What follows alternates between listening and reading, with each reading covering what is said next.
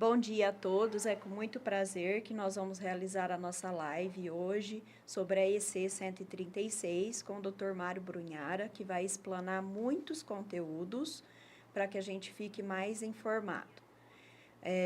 As dúvidas podem enviar no celular 16 99156 1374. Mário, com você. Bom dia, pessoal, que estamos ao vivo aqui hoje pelo canal do YouTube. Nós tivemos, infelizmente, um problema na semana passada e por isso, então, nós resolvemos mudar de plataforma, mudar de estúdio para que o conteúdo da nossa live, também a estrutura de transmissão da nossa live, como vocês podem observar, esteja melhor. Eu gostaria de agradecer muito a presença de todos, do Fabiano Boaro, do Fabiano Hernandes, do Dr. Edson de Valinhos, da minha amiga Maria Regina, do IPM de Ribeirão Preto, hoje na Câmara Municipal de Ribeirão Preto, os amigos clientes da advocacia, os amigos da Forinfo, os nossos clientes, para tratarmos desse tema tão importante que é a recente promulgação da Emenda Constitucional 136. Vocês podem ter estranhado um pouco que agora nós mudamos o tema da nossa live, porque até a semana passada nós tínhamos apenas como referência a PEC 66. Acontece que ela foi promulgada na terça-feira passada, no dia 9 mais precisamente, e portanto agora nós temos o número da Emenda Constitucional 136. Por isso, então, nós alteramos o nome da nossa live. Conforme a Gisele falou, por causa da questão da transmissão pelo YouTube, as dúvidas podem ser enviadas direto para o celular dela. Ela está comigo aqui no estúdio e, ao final, ela vai me transmitir as dúvidas que vocês eventualmente tiverem e quiserem compartilhar. O telefone dela é 991561374. Vamos, então, começar o nosso conteúdo. A reforma da Previdência de 2019, a Emenda Constitucional 103, trouxe alguns eixos importantes que, para nós compreendermos a live de hoje, seria importante nós retomarmos. O primeiro deles é a desconstitucionalização das regras de concessão de benefício. Embora hoje os benefícios do regime geral e do regime próprio estejam em uma emenda constitucional, ou seja, na Emenda Constitucional 103, as próximas alterações que serão realizadas nas regras de concessão de benefícios, ou melhor dizendo, que vierem a ser realizadas nas regras de concessão de benefícios, não mais serão realizadas através de emendas constitucionais, poderão ser realizadas por lei ordinária. Por isso que as regras de concessão, os requisitos de elegibilidade da concessão de benefícios nos regimes próprios dos estados e municípios, hoje são feitos através de lei complementar. Por quê? Por causa da desconstitucionalização que foi realizada lá na Emenda Constitucional 103. Também foi delegado, isso é uma novidade legislativa, delegado a competência para os entes subnacionais. Quem são esses entes subnacionais? São os estados, o Distrito Federal e os municípios, para que cada um deles implantasse a sua reforma da Previdência. Até então, nós tínhamos um único regramento que valia tanto para os servidores da União quanto para o menor município do estado de Minas Gerais, por exemplo. Agora, não é mais isso. Nós temos um regramento que vale para os servidores da União, servidores federais da União. Nós temos um regramento que vale para o regime geral, os servidores vinculados ao INSS. Nós temos um regramento que vale para o estado de São Paulo e nós temos um regramento que vale para Morro Agudo, outro que vale para Ribeirão. Nós aqui na Forinfo já implantamos aproximadamente 50 reformas da Previdência. Nenhuma delas é igual à outra, nenhuma delas, né? Então nós estamos nesse emaranhado legislativo em decorrência disso. E também, como regra, nós tivemos uma maior convergência entre o regime geral, as regras de concessão de benefício, entre o regime geral de previdência e os regimes próprios de previdência, né? justificativas para a implantação da reforma da Previdência lá em 2019. O déficit atuarial, tanto dos regimes próprios quanto do regime geral, a queda na taxa de natalidade. Hoje, a média de filhos por casal está a 2,1 e em franco declínio. Até a geração passada, essa média era de 3, 4 filhos. Hoje nós estamos na metade disso e se o pessoal mais jovem com uma tendência ou de não ter filhos, né, ou de ter apenas um filho. O aumento de expectativa de vida da população. Há um jargão na Previdência de a cada notícia boa para a medicina é uma péssima notícia para a Previdência. Por quê? Porque cada boa notícia na medicina, nós aumentamos a expectativa de vida, nós aumentamos principalmente a sobrevida daquela parcela da população que hoje é uma parcela cada vez maior dos 60 a mais, tá?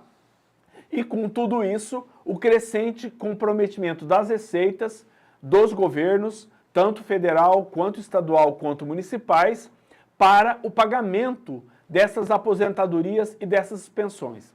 Então, em linhas gerais, essas foram as justificativas para a implantação da reforma da Previdência lá no primeiro ano do governo Bolsonaro, em 2019. E as consequências da implantação da Emenda Constitucional 103. Na minha opinião, um caos legislativo.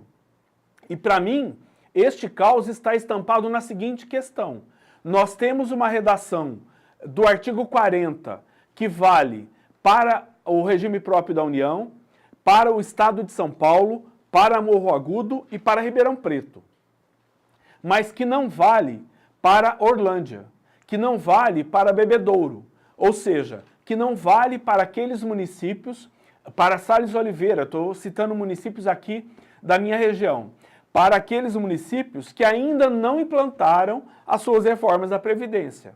E isso no texto constitucional. Quando nós abrimos a página do governo federal lá em legislação, o texto que aparece é o texto já com as alterações da Emenda Constitucional 103. Só que não aparece o texto que vige para esses entes federativos que não realizaram a reforma, né? Que não realizaram as reformas da Previdência. O que causa uma enorme insegurança. Com muita constância, eu recebo dúvidas dos clientes da Forinfo e os clientes do nosso escritório também, para nos questionar sobre qual regra que vale.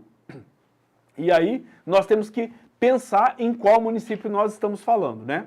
E também, pessoal, como cada município resolveu, foi delegado aos municípios a possibilidade de implantar as suas reformas da Previdência, cada município trouxe para si a responsabilidade e também trouxe o risco de inventar ou criar tanto novas regras de elegibilidade quanto novas formas de cálculo.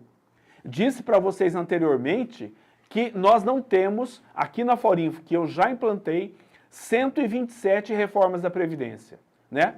Nós não temos 50 reformas da Previdência. Nós não temos nenhuma delas igual a outra. Há divergências na data do pedágio, há divergências na forma de cálculo, há divergências na idade. Alguns municípios criaram outras regras de elegibilidade com datas de cortes diferentes, né? E também nós temos uma questão, e essa é uma das justificativas da Emenda Constitucional 136, que, embora a Emenda Constitucional 103, lá de 2019, vá completar agora 6 anos da sua vigência, nós temos uma quantidade muito pequena de municípios que já implantaram as suas reformas da Previdência, né? Nós temos uma quantidade muito pequena. Este quadro é um quadro que a Secretaria de Previdência divulga mensalmente. Vocês podem observar por ele que nós temos hoje 134 regimes próprios de Previdência, né? Nós temos, desses 134, 812 municípios, que corresponde a 38%, que realizaram a reforma. Ou seja, transcorrido 6 anos, quase 6 anos, da promulgação da Emenda Constitucional 103, nós temos uma adesão de menos de 40%. De menos de 40%. Né? O que é um número preocupante, porque aqueles problemas que nós dissemos anteriormente, déficit atuarial, redução da taxa de natalidade, maior expectativa de vida, tudo isso existem nesses municípios, nesses estados, nessas capitais, que ainda não realizaram a reforma da Previdência. Mas que, por razões que não vem aqui discutir, ainda não implantaram, ainda não tiveram a coragem, a ousadia de implantar suas reformas da Previdência. Tá? E as consequências, elas virão gradativamente ao longo do tempo. As propostas das alterações da Emenda Constitucional 103. Nós temos ainda, tramitando no Congresso Nacional, outras reformas da Previdência, outras alterações. Nós temos a PEC 133, lá de 2019, que é a famosa PEC paralela.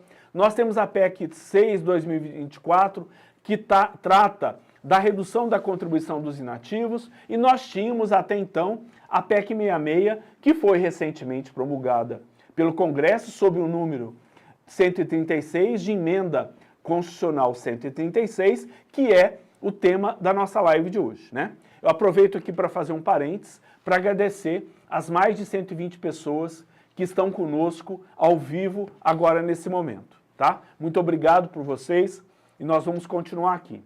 Bom, lá no Congresso ainda, esta PEC 66 começou a ser tratada ou a ser denominada como PEC da sustentabilidade, principalmente pelos membros das confederações nacionais dos municípios. Quando eu comecei a ver que a PEC, que era uma PEC para adesão dos regimes próprios, que ainda não implantaram as reformas da Previdência, adesão às regras previstas lá na Emenda 103, e ela começou a ser tratada, começou a ser carimbada como PEC da sustentabilidade, confesso para vocês que eu comecei a perceber que estava minando água nesse navio, que estava começando a haver um desvirtuamento do foco que, a meu ver, inicialmente tinha como objetivo encontrar um caminho legislativo para que os entes federativos que não houvessem aprovado as suas reformas da Previdência assim o fizessem, certo? E foi exatamente isso que aconteceu. O foco que, a nosso ver, para os regimes próprios, era o interesse de encontrar mecanismos para que os regimes que ainda não fizeram ou fizessem, foi completamente desvirtuado, como vocês vão ter possibilidade de ver no decorrer da minha explanação. O que era o foco central, na minha opinião, passou a ser um apêndice, porque o foco foi completamente outro. Bom, a Emenda Constitucional, na redação original, previa o seguinte, que a Constituição, artigo 1º, na redação original da PEC, a Constituição Federal passa a vigorar com as seguintes alterações. Aos regimes próprios de previdência social dos estados, do Distrito Federal e dos municípios, aplicam-se as mesmas regras do regime próprio de previdência da União. Leia-se a Emenda Constitucional 103, exceto se preverem regras mais rigorosas quanto ao equilíbrio financeiro atuarial. Era esta a proposta da redação do artigo 40A da Constituição previsto na PEC 66. Ou seja, o foco aqui, os municípios que não implantaram a reforma, será aplicado exatamente o mesmo regramento da Emenda Constitucional 103. E aqui vale dizer, taxa de contribuição previdenciária, contribuição dos inativos, cálculo de pensão, cálculo de concessão de benefícios e requisitos de elegibilidade. Tudo isso em um pacote só, em um único artigo. E mais do que isso, né?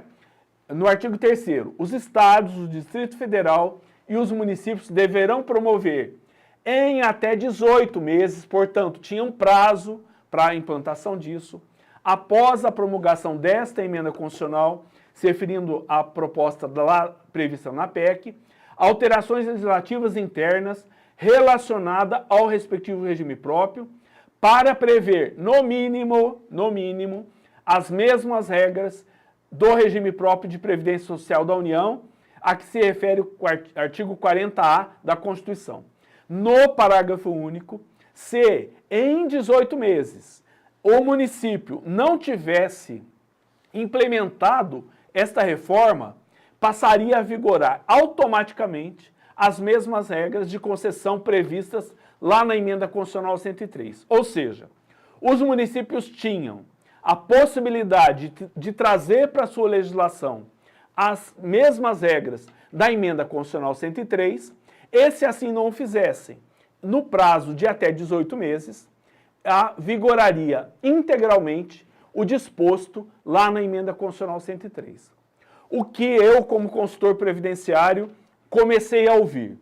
Nós vamos aguardar transcorrer de prefeitos, de dirigentes de regimes próprios, de presidentes de câmaras, de vereadores, aguardar o seguinte: olha, nós então vamos esperar transcorrer esses 18 meses, porque aí então nós temos a vigência obrigatória, compulsória, impositiva do disposto lá na Emenda Constitucional 103, e aí então a gente adere automaticamente a isso, certo? Este era o escopo inicial, para nós o regime próprio inicial da Emenda Constitucional 136, então PEC 66.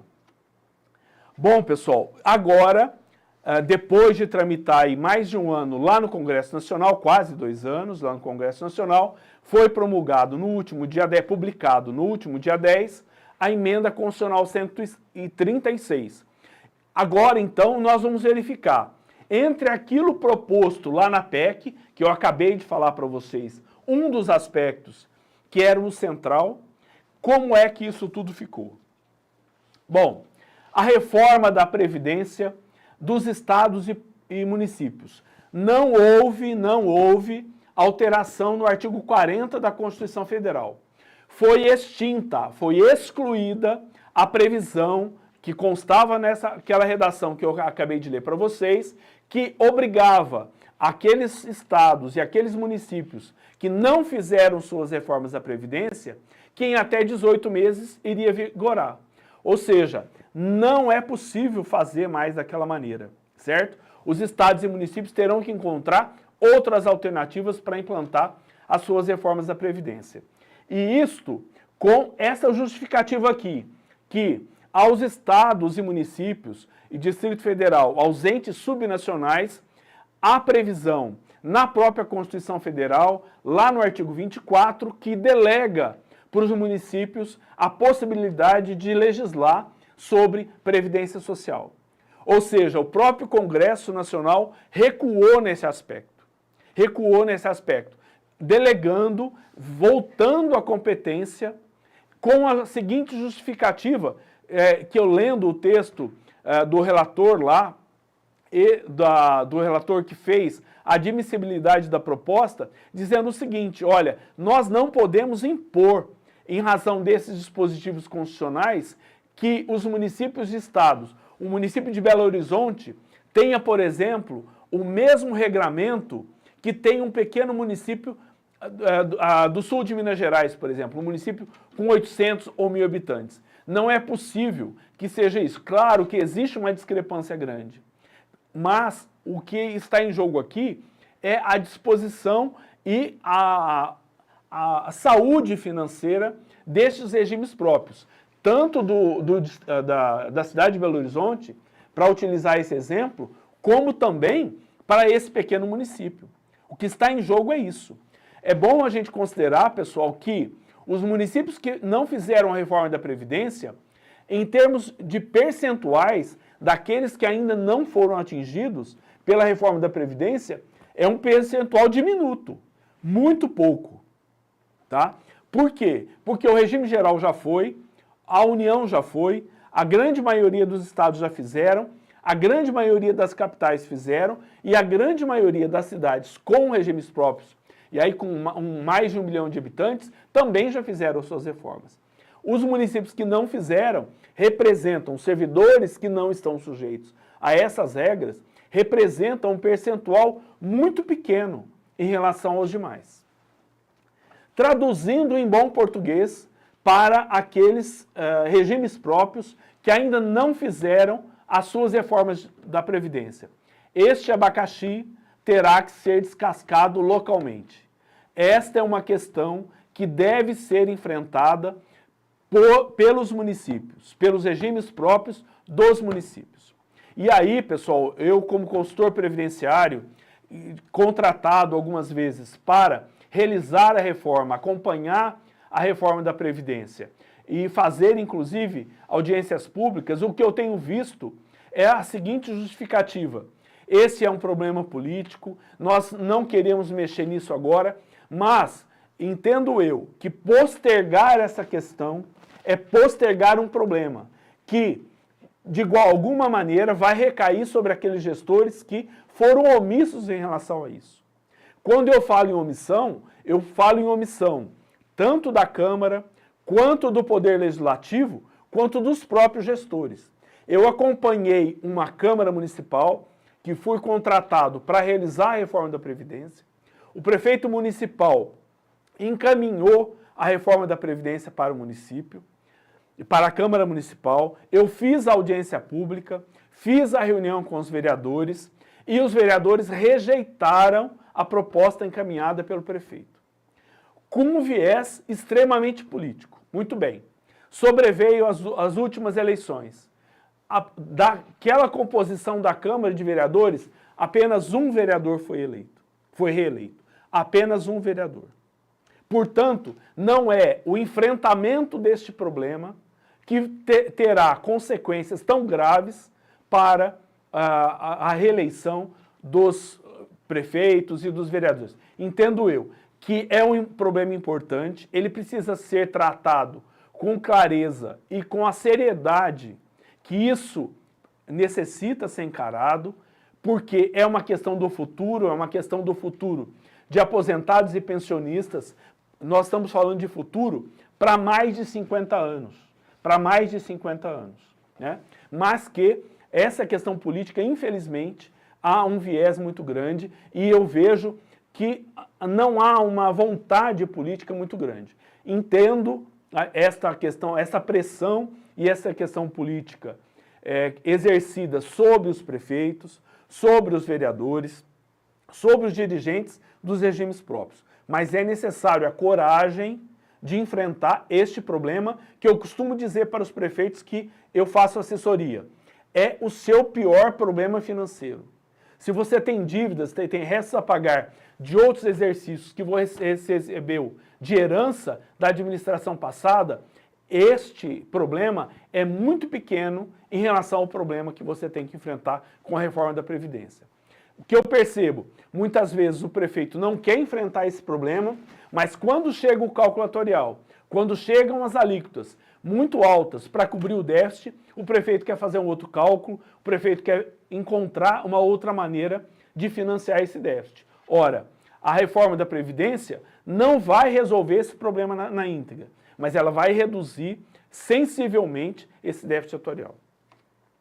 Dito isso, penso que seria interessante que nós pensássemos como é que os dirigentes e como é que os prefeitos municipais devem reagir e devem fazer. Bom, da parte dos dirigentes dos regimes próprios, penso que notificar formalmente o Executivo da necessidade ou urgência, né, de implantação da reforma da Previdência.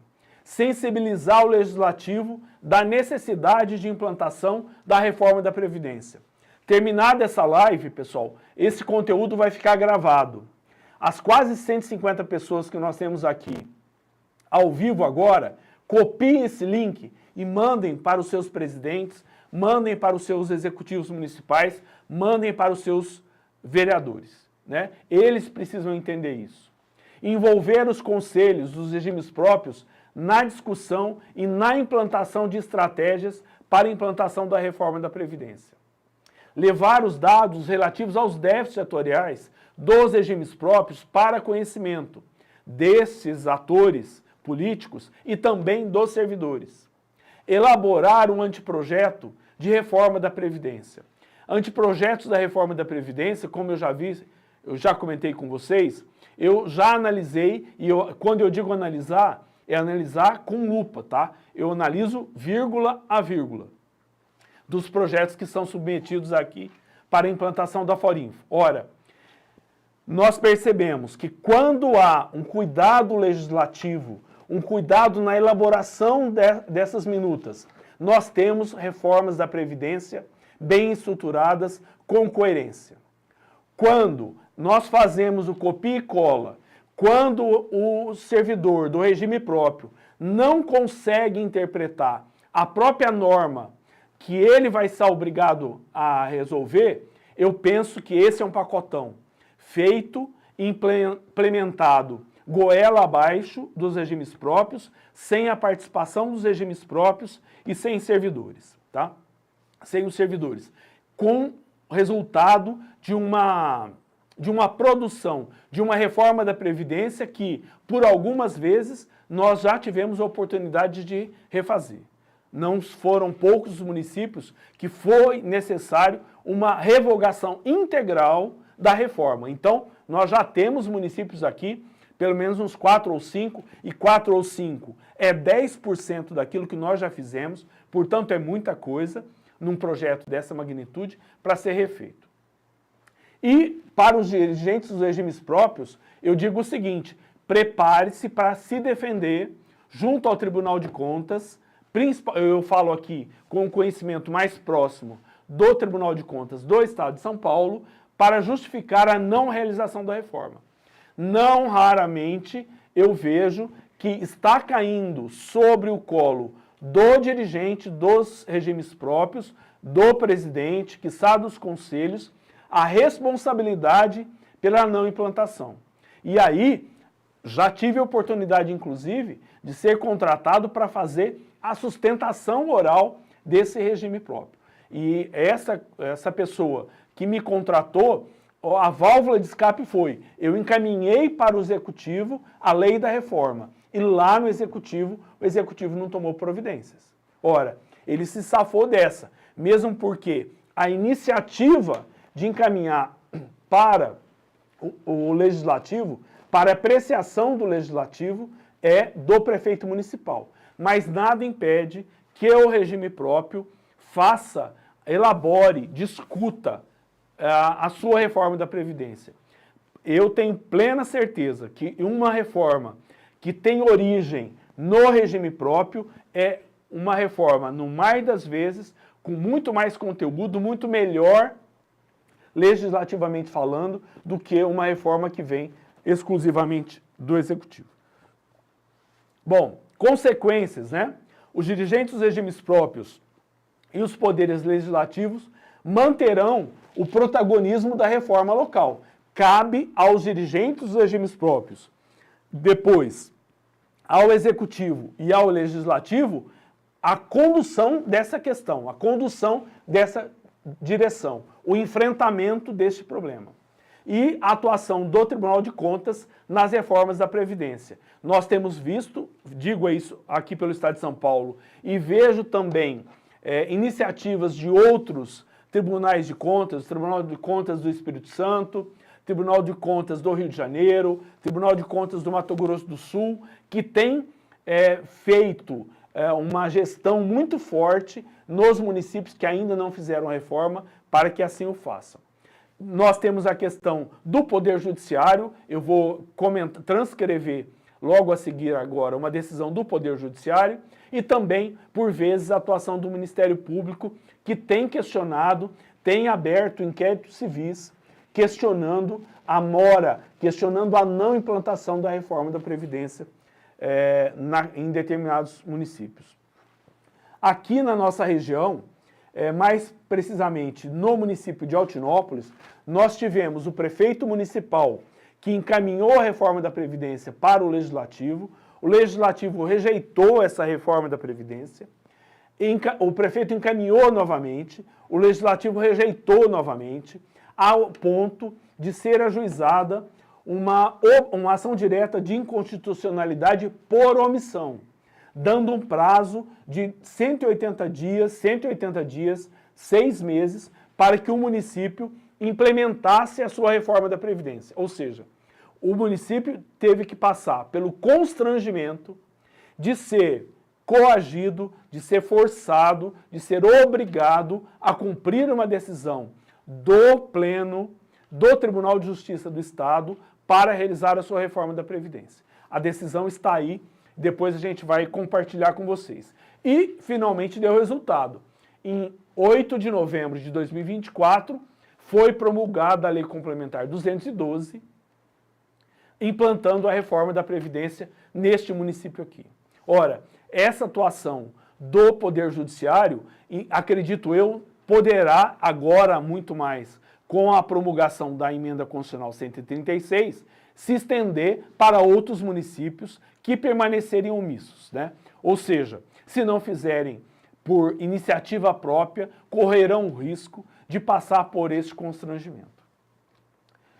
Feito essa introdução, que é o tema que mais nos afeta, que era, como eu disse, o tema central da emenda constitucional, da proposta de emenda constitucional 66, que agora, a emenda constitucional 136, que acabou sumindo, acabou desaparecendo, o foco agora, em respeito àquele nome lá de PEC da sustentabilidade, nós passamos ao centro, ao cerne do que acabou se tornando a PEC 66. Se inicialmente nós tínhamos uma PEC vinculada à questão da implantação da reforma, no caminho legislativo entre a Câmara e o Senado Federal, ela se transformou pela inclusão de vários dispositivos numa PEC que fez com que ou deu a possibilidade para estados, para a própria União, de estender um pouco o pagamento das suas dívidas. E aí nós tivemos a questão central agora, que são os precatórios. A antecipação da inscrição de precatórios, né? As ações judiciais transitadas em julgados, liquidadas em sentença, para serem pagas no ano seguinte, até antes da promulgação da emenda constitucional 136, ela tinha que ser apresentado esse precatório no Estado, no município e na União até 1º de abril, que é a data do término da elaboração da Lei de Diretrizes Orçamentárias. Esta data passou agora de 1º de abril para 1º de fevereiro, ou seja, tudo aquilo que for inscrito até 1º de fevereiro, se houver recurso financeiro no ano seguinte suficiente para comportar, e as regras da disponibilidade desse recurso também foram alteradas, serão pagas no exercício seguinte. Então, aquilo que for apresentado até 1º de abril de 2026, teoricamente poderá ser pago até 31 de dezembro de 2027. Caso contrário, ficará para 2028. Então, você tem uma dilatação desse prazo de pagamento, né? Estabeleceu para os precatórios limites de comprometimento da receita corrente líquida e a possibilidade de negociação pelo próprio ente, pelo próprio município, negociar diretamente com o credor o recebimento desse precatório. Isso no parágrafo 29. É facultado ao credor do precatório dos estados, do Distrito Federal e dos municípios que não tenham sido pagos em razão do disposto nos artigos 20 ou 23, sem prejuízo dos procedimentos do parágrafo 9 e 21, optar pelo recebimento mediante acordo direto perante juízes auxiliares de conciliação de pagamento de condenações judiciais contra a Fazenda Pública, Estadual, Municipal, Distrito Federal, em parcela única, até o final do exercício seguinte, com renúncia do valor desse crédito. Ou seja, há a possibilidade daquele que tenha um precatório a receber e que não queira ficar aguardando aquela fila de precatório, a possibilidade dessa negociação. A pergunta do lado do credor: Vale a pena? Depende da sua necessidade. Pode demorar, pode demorar. É uma poupança que você está fazendo, que você deixa lá e está rendendo. Pode estar rendendo pouco, esteja lá. Agora, se você tem uma dívida grande, com parcelamentos, com cartão de crédito, afundado no cheque especial, afundado em cartão de crédito, obviamente que vale a pena para você ficar livre disso. No demais das vezes, acredito que não. Exclusão de limites. A partir de 2026, serão excluídas do limite individualizado do Poder Executivo, estabelecidos na Lei Complementar de que trata o artigo 6º da 126, as despesas com precatório. Ou seja, aqui é um fôlego fiscal. O precatório não será utilizado para o cômputo daqueles limites fiscais que a União e os outros entes federativos devem utilizar. Desvinculação da receita. São desvinculados também de fundo, órgão de despesa até 31 de dezembro de 32, as receitas dos municípios relativas a impostos, a contribuição de taxa, etc., já instituídos ou que vierem a ser criados até a referida data. Seus adicionais, respectivos acréscimos legais e outras receitas, de acordo com os seguintes percentuais. Correção dos precatórios.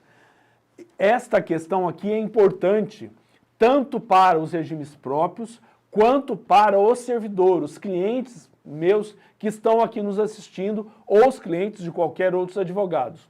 Nós temos, depois de transitado em julgado, depois de liquidada a sentença, nós temos estabelecido na sentença ou no acordo a forma de cálculo da correção do valor original que você está reivindicando lá. Esta fórmula hoje obedecia aquilo que estava na emenda constitucional 113. Agora, esta fórmula foi alterada. Obviamente, com prejuízo do contribuinte, com prejuízo seu servidor. A pergunta que já me fizeram hoje pela manhã, mas eu já tenho uma sentença, eu já tenho um precatório, vai interferir nessa sentença que está transitada em julgado? Entendo que não. Aquilo que já está consolidado, aquilo que já está estabelecido num processo, numa sentença transitada em julgado, até o dia 9 de setembro de 2025, não será alterado. Agora, aqueles processos que ainda estão em curso, aqueles processos que ainda não transitaram em julgado, a fórmula de atualização será sim alterada. Para desespero de nós advogados, ainda com duas possibilidades, né? Olha, você vai ter um determinado índice, mas se este índice aqui for maior, vai ser aplicado este outro índice aqui, né? Então nós teremos que comparar ao longo do tempo esses índices.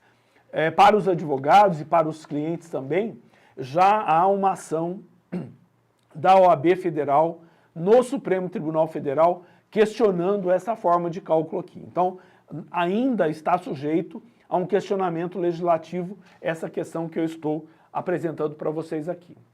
Parcelamento das contribuições. Aqui interessa diretamente aos prefeitos e interessa diretamente aos regimes próprios de previdência. Os municípios que têm parcelamentos de dívidas não pagas com os regimes próprios, aquelas contribuições dos servidores, ou com o regime geral de previdência, com o INSS. Essas dívidas, esses parcelamentos atuais, novos ou já vigentes, poderão ser parcelados em até 300 vezes. 300 vezes. Desde que obedecido determinadas condições. A primeiro deles é o prazo para fazer isso, que é até 15 meses após a data de promulgação das alterações previstas no caput. Ora, será necessário que o município formalize um acordo com o regime geral de previdência, com a Secretaria de Previdência, fazendo isso.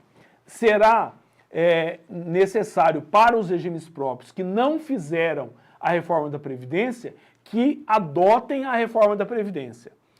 Traduzindo em miúdos, você prefeito, você dirigente de regime próprio, que ainda não fez a reforma da Previdência, você pode parcelar as suas dívidas, o executivo, o município, pode parcelar aqueles parcelamentos em até 300 vezes?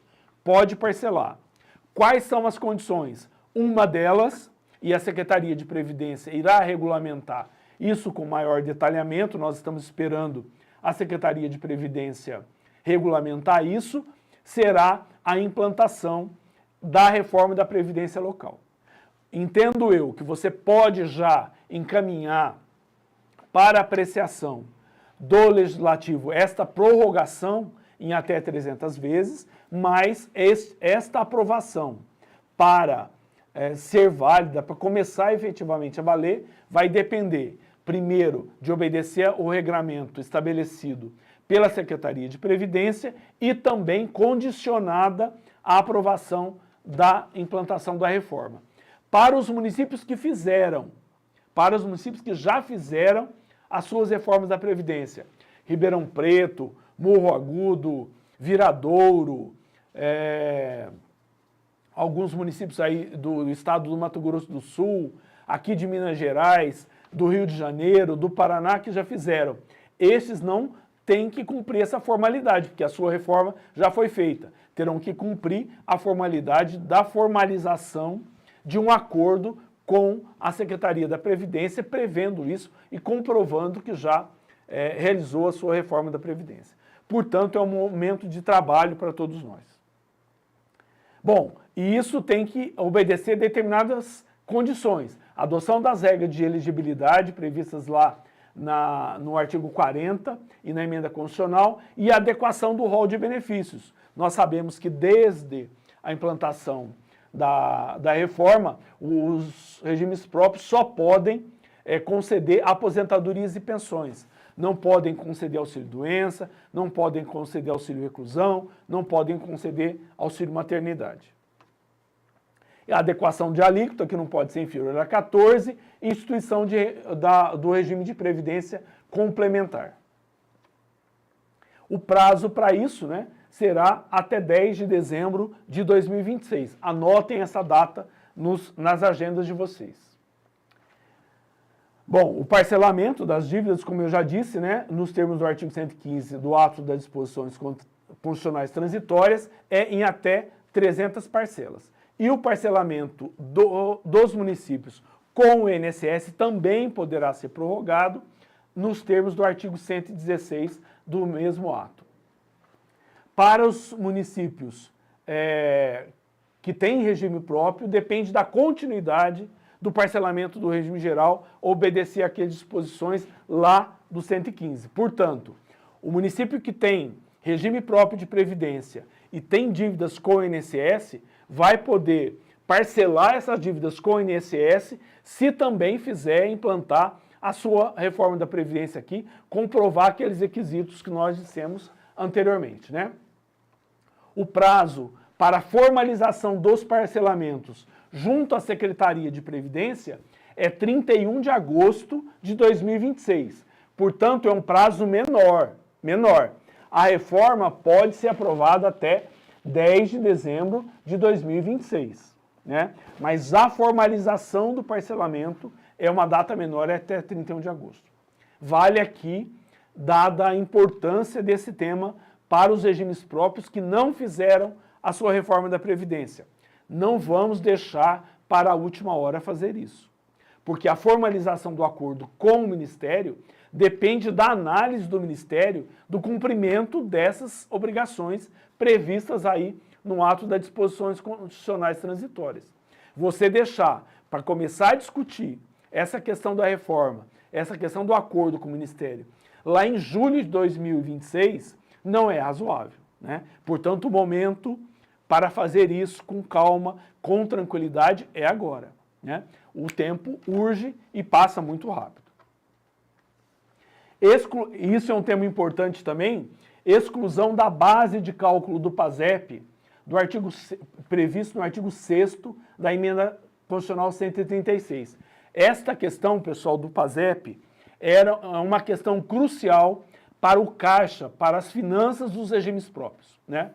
Os regimes próprios de previdência têm suas receitas oriundas da contribuição dos servidores, da contribuição dos municípios, do parcelamento, da compensação previdenciária e dos rendimentos das suas aplicações financeiras, né? Basicamente, essas 5 fontes de receita. E todas essas fontes de receitas eram tributadas para o PASEP. Havia uma pressão da Receita Federal para que os municípios, para que os regimes próprios, melhor dizendo, pagassem o PASEP. Isso foi judicializado, alguns regimes próprios pagam o PASEP, outros regimes próprios não pagam. E agora, finalmente, né, houve uma disposição expressa a nível de emenda constitucional, isentando os municípios, dando imunidade, para ser mais tecnicamente mais preciso, imunidade no pagamento para o PASEP em relação a essas receitas. Portanto, estarão excluídas as receitas das contribuições previdenciárias patronal e dos servidores, a transferência para insuficiência financeira, aporte do déficit, compensação financeira, rendimento de aplicação e outras receitas destinadas ao financiamento de benefícios previdenciários. Agora, ficou uma questão, e essa questão ainda está polêmica, que é para ter a clareza, e ontem eu discutia isso com a Regina, minha amiga Regina Ricardo, que foi presidente do Instituto de Ribeirão Preto, do IPM de Ribeirão Preto, esta questão que ficou uma contribuição para o PASEP da receita de cobertura para o pagamento das despesas administrativas, inclusive com o rendimento destas. Entendo eu que nós devemos, de alguma maneira, apurar todas as receitas que entrou em determinado mês e destacar, independente da forma como você faz no seu município, destacar qual é a receita que está destinada ao pagamento das despesas previdenciárias, as despesas administrativas, inclusive aquela parcela para participação em congresso, capacitação, progestão. Entendo que aquilo também é uma receita para despesa administrativa, embora vinculado, e a receita oriunda da aplicação de eventual saldo financeiro que essa despesa possa ter, incidirá sim o PASEP, né? Pode haver interpretações mais restritivas, ou seja, que tendam a diminuir esta questão, mas me parece que o razoável é isso, né? Pelo menos eu entendo que será esta a ótica da Receita Federal e dos Tribunais de Contas no momento que virá. Penso também que a Secretaria de Previdência deverá regulamentar essa disposição, muito provavelmente lá na portaria 1467. Mas entendo que a questão está pacificada. O que é importante ressaltar aqui, que 95% das receitas para os regimes próprios, agora, finalmente, nós temos uma pá de cal nessa discussão. Ficou uma discussão menor em relação a essa questão do entendimento do que seria receita para cobertura do pagamento das despesas. Veja, é a receita para a cobertura, aquilo que entra no seu caixa para que você pague as despesas. Não é o valor que você teve de despesa, é a receita.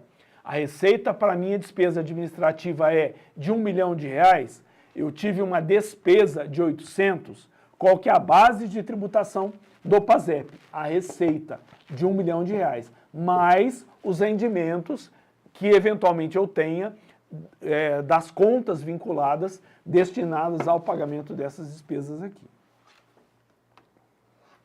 Bom, pessoal, terminando aqui, a Forinfo está à disposição de todos vocês para a implantação da reforma da Previdência no nosso software ForPrev. Como disse para vocês, para os nossos clientes, nós fazemos isso com olho de lupa, com o maior cuidado possível, sempre em parceria, sempre discutindo com os nossos clientes se o nosso entendimento era aquele entendimento expresso ali.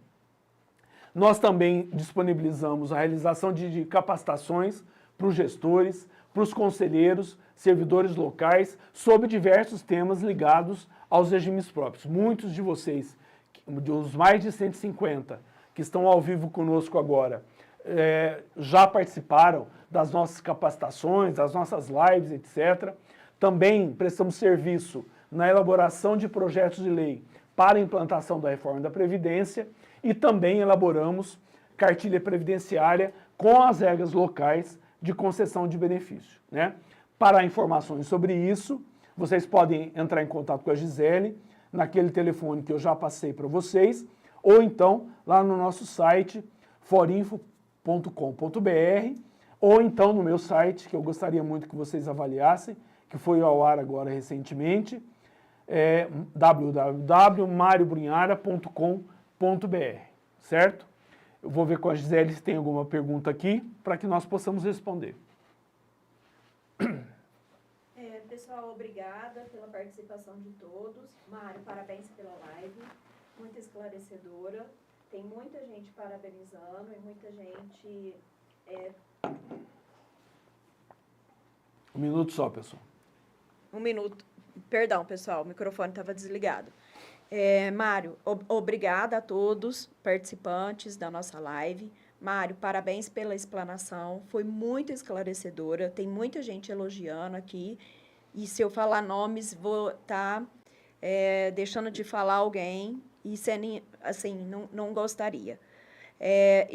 Não recebi, por hora, nenhuma questão aqui no meu celular, mas tem muita gente perguntando se a live vai ficar disponível. Sim, ficará disponível no nosso site, www.forinfo.com.br, na aba Vídeos, e também o slide ficará disponível no nosso site também, na aba Informativos, para que você não, se você quiser ver só o slide, poderá ver na aba Informativos.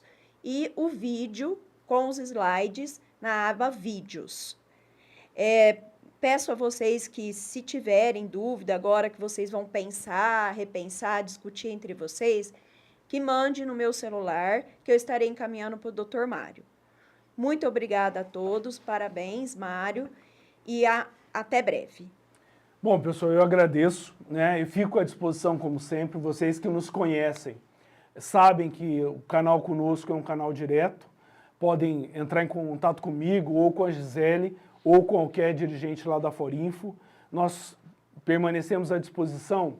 E eu gostaria de encerrar com uma reflexão de um tema que está me perturbando já há mais de uma semana, que eu gostaria de compartilhar com vocês, que é uma discussão sobre a vida e sobre o tempo. No direito, a vida é o bem mais precioso que nós temos, né? Lá no início do Código Civil, a vida há direitos do nascituro desde o momento da concepção. Ou seja, desde o momento que o óvulo encontrou com o espermatozoide, a vida está protegida pela nossa legislação. No direito penal, os crimes contra a vida, os assassinatos, os homicídios, são aqueles que têm maior reprimenda. As penas são mais altas. O direito penal também o protege. Muito bem. E o tempo? O tempo, pessoal, é aquele espaço, aquele interregno entre o nascimento e a morte, que nós temos a oportunidade de desenvolvermos a nossa vida. Desenvolvermos aquilo que, pelo direito e para nós, é o mais precioso. Ao ponto que, se nós perdemos a nossa vida, essa capacidade, esse elan vital, nós morremos, nós não fazemos nada. Não é verdade? E o tempo também é o instrumento base que nós, o direito previdenciário, em especial, trabalhamos. Mas não é um tempo qualquer. Não é o tempo do ócio. É o tempo do trabalho. Qual é o tempo do trabalho? É o tempo em que você retira dessa sua vida, do seu tempo mais, do seu dom mais precioso, para se dedicar a realizar uma tarefa produtiva. Eu comecei a fazer isso com 9 anos de idade. Eu tenho 61, estou trabalhando até hoje. Acredito que com vitalidade. Nós retiramos este tempo que nós poderíamos gozar com a nossa família, que nós podemos passear, mas por necessidade ou por opção, nós destacamos desse tempo, desse nosso mais precioso bem, que é a vida, um tempo para trabalharmos. E este tempo de trabalho para o direito previdenciário é o tempo de contribuição. É o tempo que você vai cumprindo para você, ao longo do tempo, ou daqui a determinado tempo previsto na legislação, adquira a sua aposentadoria. Eu faço isso quase como um desabafo, porque eu recebi um questionamento de um cliente, outro dia, perguntando para mim se o ajuizamento de determinada ação ou se determinado tempo de contribuição valeria a pena ser juntado no processo. A minha resposta eu vou dar agora. A sua vida, durante esse tempo de contribuição, a sua vida que o seu empregador, o Estado, o município ou qualquer que seja, que você entregou a sua força de trabalho, que é remunerada através de um salário, através de uma remuneração, valeu a pena? Pessoal, se for 1 centavo, é a sua vida que está sendo remunerada ali. É aquele 1 centavo que você desgastou da sua vida e que você tem direito, sim, de correr atrás. Não menospreze o tempo que você despendeu para o seu empregador. É seu direito. E eu digo isso com desabafo, pessoal, porque eu tenho visto inúmeros direitos sendo violados constantemente. E não é pelos municípios. Não é pelos municípios, não. É pelo Estado. Eu tenho clientes que eu atendo que estão ajuizando 6 ações contra o Estado. 6 ações. É um absurdo que a gente continue permitindo, né, que os órgãos que deveriam preservar, zelar pelo cumprimento da legislação, imponham aos seus servidores a necessidade de ajuizar ações que demoram 3, 4, 10, 5, 20 anos para que o servidor tenha direito. Então, quando você se fizer o questionamento se vale a pena verbar um tempo no seu instituto, se vale a pena juntar a documentação, pergunte-se primeiro se aquele tempo que você viveu, aquele tempo que você tirou do seu descanso, do seu lazer, da sua família, e entregou ao seu empregador, seja lá quem for, valeu a pena. Acho que a gente tem que fazer uma reflexão importante sobre isso, porque nós não estamos falando de tempo de contribuição somente. Nós estamos falando do tempo da sua vida que você despendeu. Muito obrigado, avante, até a próxima.